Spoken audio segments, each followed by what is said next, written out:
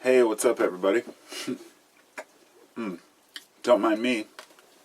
Just finishing some beef jerky. I started the video before I was done with my beef jerky. There we go, humans. How rude can you be? I say that because when I was a kid, we were about 14, 15, and, kind of punk-ass kids hanging out downtown Portland, and I think we went to get onto a public transit bus, the TriMet, and my buddy and I just kind of pushed our way on, in front of some people, and this old, kind of hobbled old man, he says, "How rude can you be?" And we kind of laughed. Looking back on it, I was kind of a dick for doing that, but I felt guilty even then. So it's been this thing that I say sometimes. It's been a while. But anyhow, I wanted to come in and make this video to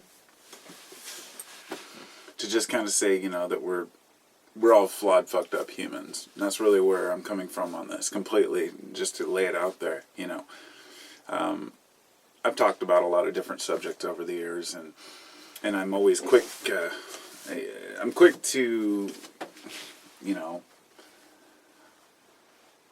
I'm quick to debate with people, but I'm also quick to, I'm not sure where I'm coming from on that issue, I guess. Basically, the issue is that I'm just a human, and I realize you're all humans, too. And some things are harder to vocalize than others. So when I get onto a rant about some particular subject, and I really know what what's going through my mind, I'm like, oh, yeah, and I can just keep, talking about the issue. But when it comes to things that are much more subdued in the mind, it's harder to discuss and come up with the right terminology. And this would be the midlife crisis, which is the subject that I guess I wanted to cover here.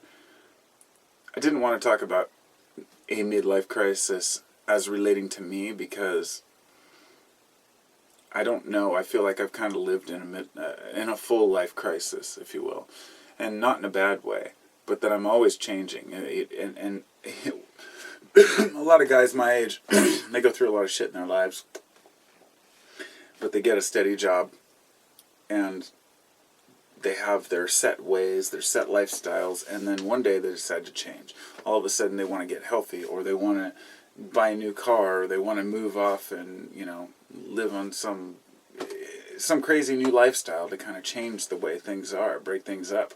It's not always better or worse. Some people want to go out and they decide they want to be rich. Others that are rich decide they want to be poor. A midlife crisis just means that at some point in your life you want to drastically change the way that you live. And I was curious about this because,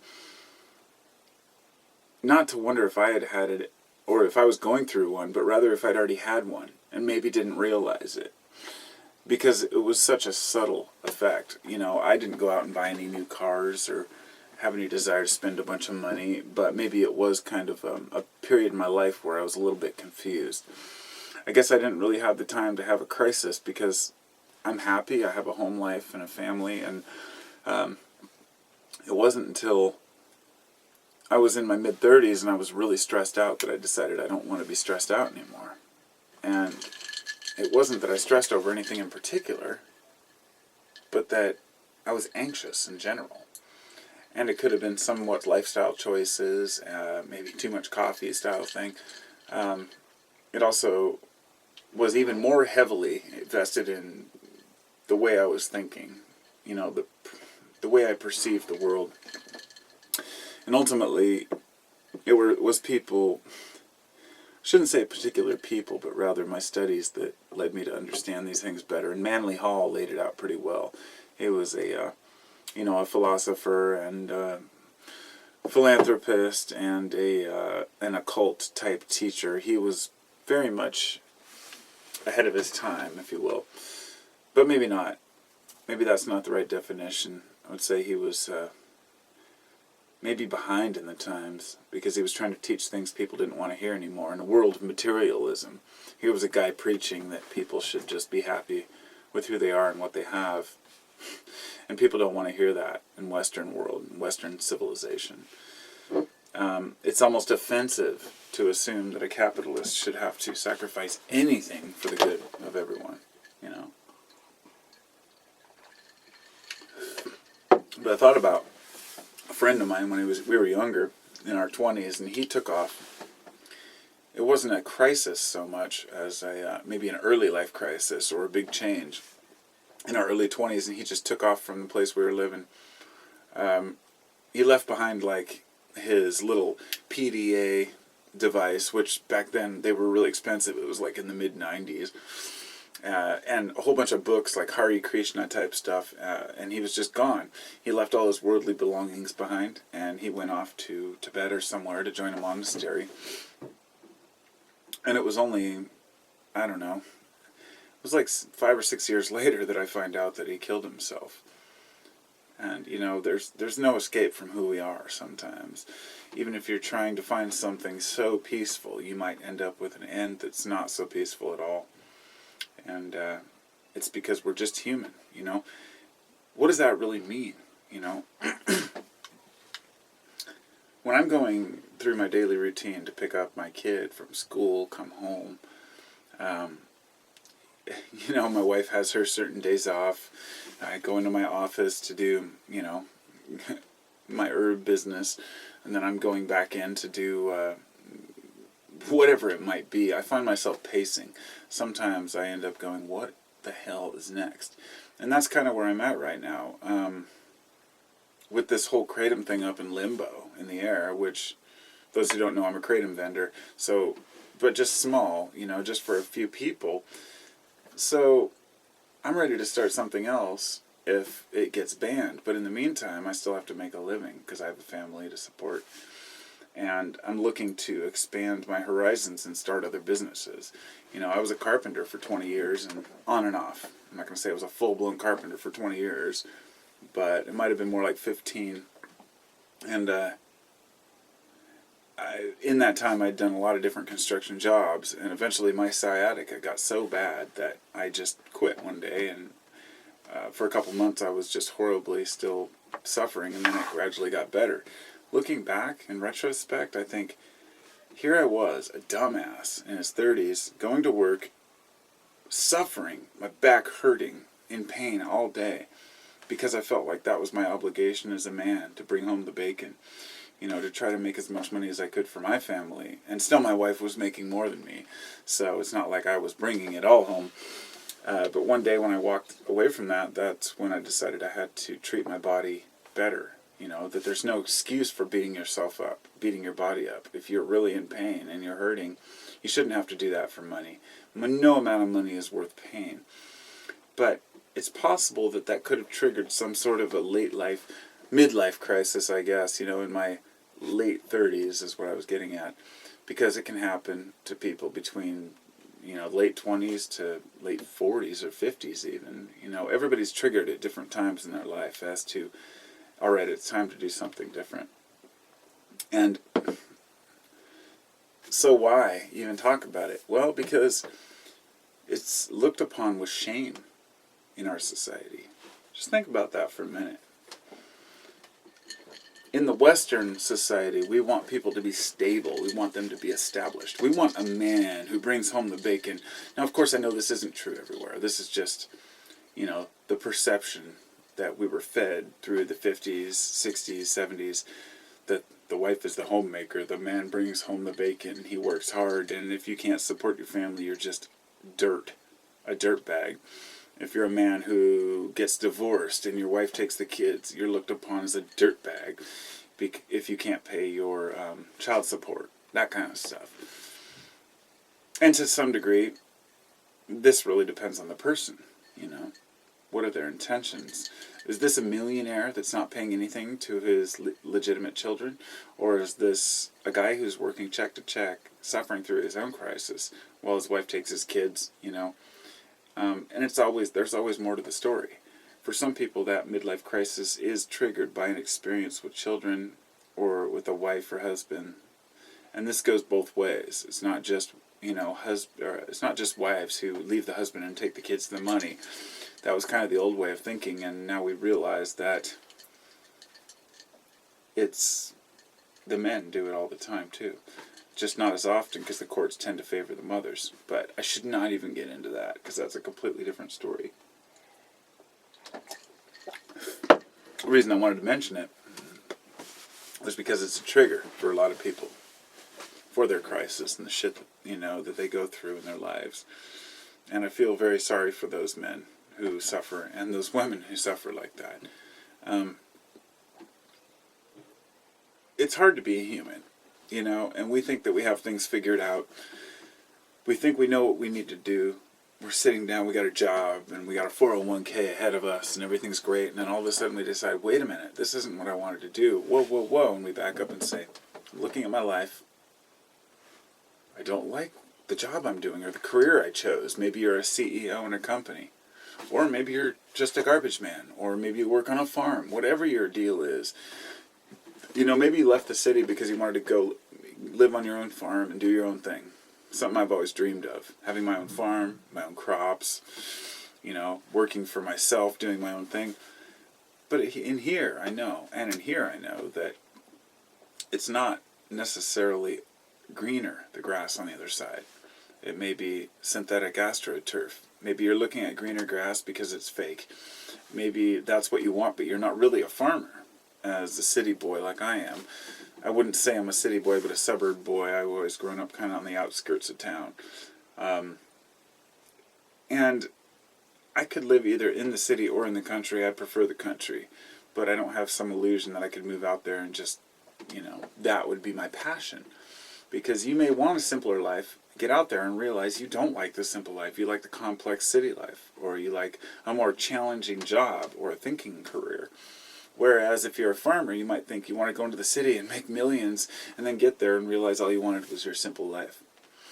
And each person has to decide what's best for them, It's difficult. I talk to some people my age. I'm 41. And they say, how could you... I just turned 41 actually November 25th. That was my birthday. And it's always right around Thanksgiving. Because Thanksgiving's on the last Thursday, mine can fall on Thanksgiving or around it. And every birthday is just kind of another, it's another year. Not a big deal. Last year was 40, of course, and that was a big party at the beach. But they're just numbers. They don't mean anything. And I talk to some people my age who are turning 40, and they're panicking, they're freaking out. They're having crisis themselves about their age, about a number that's assigned to them. They're going by decades, What if we worked in groups of 9? Well, you're only, say, 56 or whatever, 54, I guess. Would it be 54? Yeah. Everything is very dependent on how you view the world. And of course, we say 40 is over the hill, so it's over the hill, right? Time to throw in the towel. You're halfway through your life. You might as well just give up now.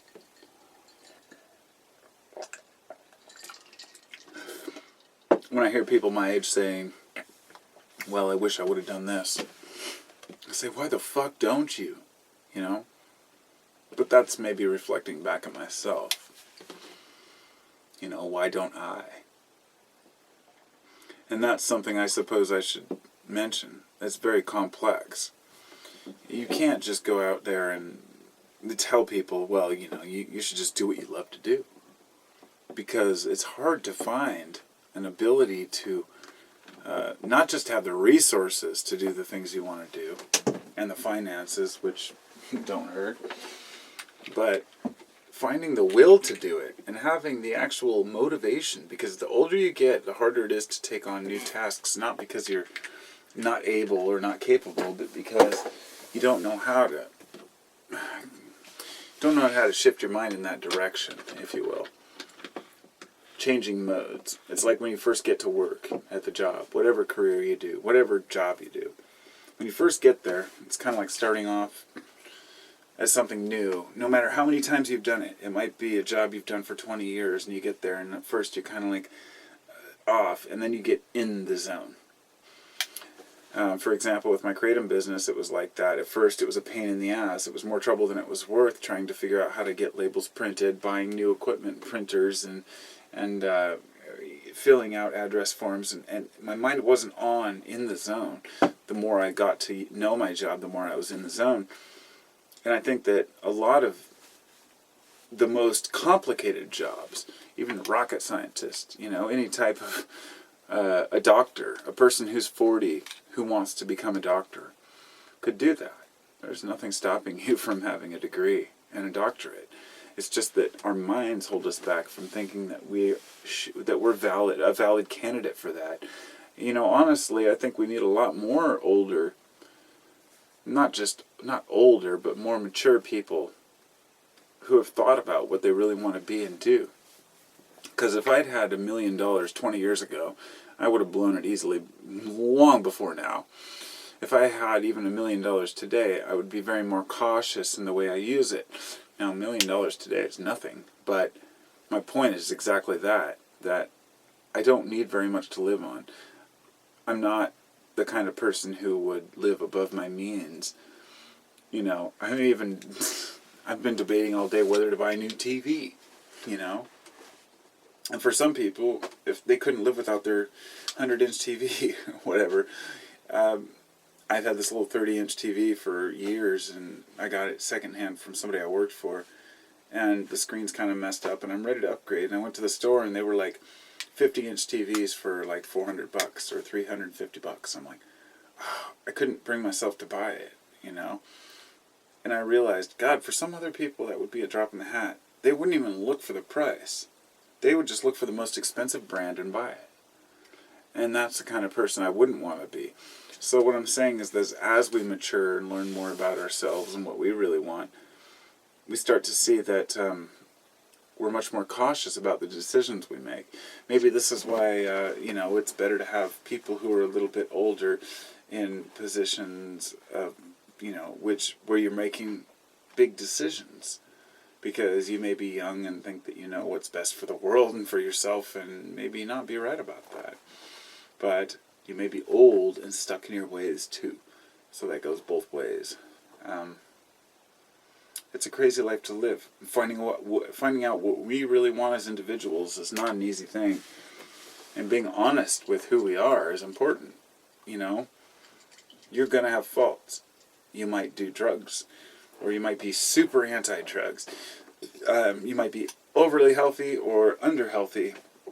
I guess you can't be overly healthy, but you know what I mean. The kind of person who's just obsessed with everybody being healthy. There are times in your life where you may think that you have it all together and then find out you had it all wrong.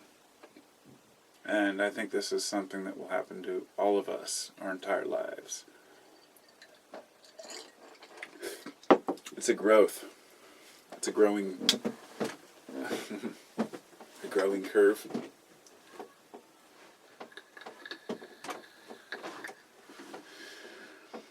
I've got a 4-year-old and a 7-year-old in there in the house, and they're screaming and making noise, and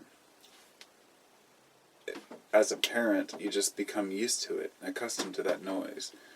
And then you have people that come over and visit, and they're like, how do you handle this? And I think that's a good metaphor for everything in life. The more accustomed you become to something, the easier it is to handle. That can work for you or against you. If it's something that you can't stop, raising kids is raising kids. It's better to try to learn to cope with the noises and learn to blow certain things off. Whereas if it's something that's very imperative to your life right now, you might want to be more attentive to it. And not just blow it off. And those are the things that we all do. I blow off things I need to do, We're just humans. I make so many fucking mistakes. And they're not mistakes often for decisions I do make. They're the mistakes of the decisions I don't make. And those are the ones we regret the most. It's like I heard someone say that it's not the things we do in life that we regret so much as the things we never did. And when you hear quotes like that, you can take them to heart. They're the ones you will hear over and over again. Anyhow, I better go now. Turned into a long video, and I better get back to life. Other things. So I'll talk to y'all later, and hope you're all doing wonderful. And talk to you on the flip side.